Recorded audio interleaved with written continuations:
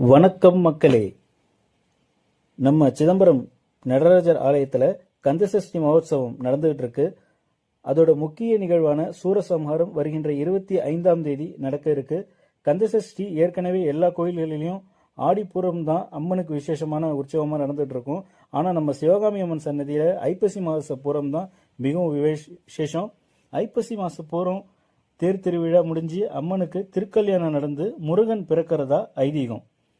இந்த கார்த்திகை மாதம் சஷ்டியில் முருகருடைய சூரசம்ஹாரம் வர 25ஆம் தேதி நடந்து அதுக்கு அடுத்த நாள் 26ஆம் தேதி வள்ளி சமேத ஸ்ரீ சுப்பிரமணியருக்கு திருக்கல்யாணம் நடக்க இருக்கு.